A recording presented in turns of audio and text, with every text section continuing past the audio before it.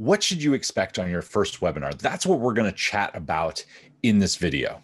Make sure to hit that like and subscribe button so you never miss a video. Also, if you know webinars are for you, grab my free course that is in the description below. All right, let's jump into it. So what should you expect when you are giving your first webinar?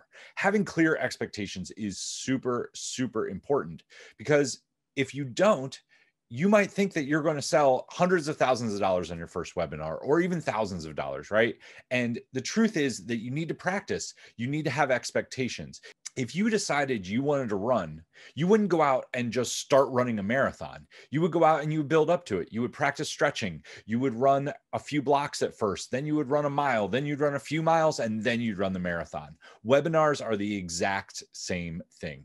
So let's jump into some metrics right away, just so you know what to expect. First off, registrations, when you are running people to a live webinar, you're going to have somewhere between 1 out of 4 and 1 out of 5 show up. So that's a 20 to a 25% show up rate. If you have 100 people register for the webinar, you're going to have somewhere between 20 to 25 people show up live for the webinar. This is just the state of the world today. This is not a bad thing. This is actually a good thing. Those people are showing up because they are dedicated to learning what you have to teach them. They're excited enough to share their time with you and to set something on their calendar and to be there.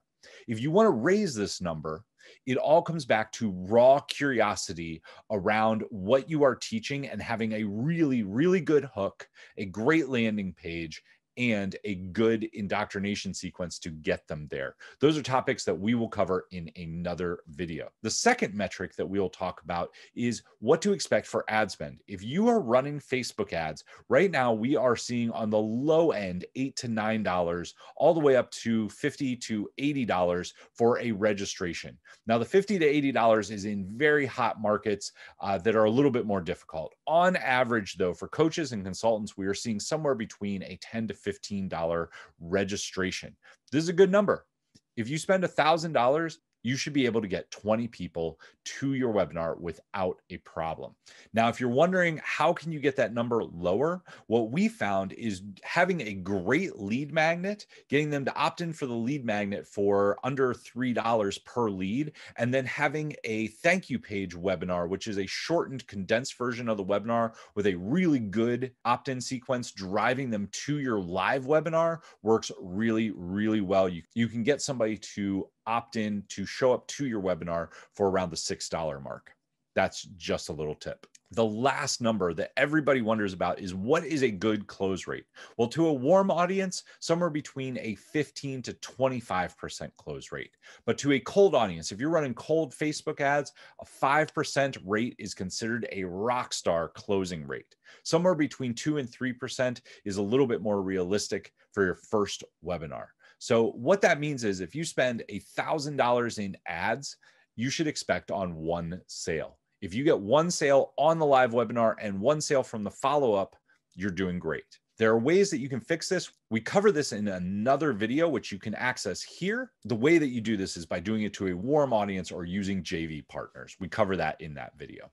So let's get into it. I want to share just a few best practices for you. First off, when you're doing your first webinar, stand up. You want to have a lot of energy. The more energy you transfer about the certainty and excitement you have for what you are selling, the more buyers you will get. The more they will be engaged with your webinar, the longer they will stay on, the more people you'll get to your pitch, and ultimately, the more sales you will make. Show up with a lot of energy. I know you're going to be nervous. That is okay. Roll with it. If you make some mistakes, it's all right. People don't expect you to be perfect, and it can actually help you when it comes to selling because people will know that you are being authentic. Number 2 is practice your webinar at least 3 times before you ever do it live.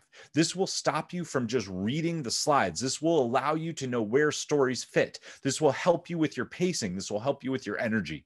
I know it's painful when you're first doing it, but practice it 3 times. And when I say practice, that means give your webinar and then watch yourself on video, because that is the fastest way to get better at delivering your webinar. Number 3 is to use great stories. Every point in your webinar should have a story attached to it. If you don't have one, take a moment and write them out. Find a story that fits really, really well. This will help your webinar flow better. This will help with your energy, and it will help be way more engaging and cut down on the teaching, which is what actually hurts your conversion. Now I want to share with you 3 things that you should absolutely avoid on your first webinar.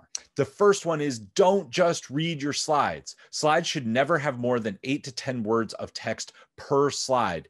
Now you can summarize what is on the slide, but you should be adding to it. You should be adding a whole bunch of context and things that are not there. If you have a lot of pictures on your slides, that's a good thing. You want people to be visualizing things, and then you're adding the context around it. Number 2, do not answer questions when you are in the middle of your webinar. This will drag you down a rabbit hole. It will make the webinar longer, and you'll have more people drop off. Save all the questions for the end. That's when you can use them to overcome objections and drive people to buy. Your goal on your webinar is to get to the offer within a reasonable amount of time, and then get the offer up on the screen and then answer questions after you have gone through the offer with them. You can tell people that. If you see one, say, hey, I'll get to your question at the end. I see it. I want to make sure I answer it. I'll get there in the end. Don't let them break your concentration. Keep focused on what you are doing. And the third tip that I will give you, don't make it longer. Instead, look for things that you can cut out and make it shorter. In the beginning, you want to make it as short as possible to get moving. The biggest thing that I see, I worked with a client last week. He sent me his first rough draft and it was over 4 hours long. No one is going to stay engaged for 4 hours. You will have no one on for your pitch. That's why shorter is better. Look for things that you can cut out, get it as short as possible, and then add in small pieces a little bit at a time. If you follow these 3 do's and 3 don'ts, you should end up with a great first webinar experience. Do it to a warm audience, either your list or somebody else's list, and have some people on there that know you. This will also help you with your nerves. If you know webinars are the best way to grow your business, make sure to grab the free course that's down below. Also, if you already have a webinar and you're trying to figure out how to get it to convert better, I do a VIP webinar breakdown where I will critique your entire webinar from start to finish. I'll tell you what's working, what's not, what to fix, how to fix it. I'll also look at your front end funnel, your landing page, and your entire follow-up sequence. You can buy that down below. Last but not least, if you're trying to figure out how to hold a webinar, you know it is the best way to grow your business, but you need to know how to do it. And you want me to hold you by the hand and do it all with you. I'll build the presentation, the deck, the front end funnel, the landing page, the lead magnet, the follow-up sequence, all of it. You can book a free strategy call down below where I'll show you what that would look like and how we would use it to grow your business. Until next time, take action, change lives, and make money. Make sure to hit that like and subscribe button so you never miss a video, and I will see you next time.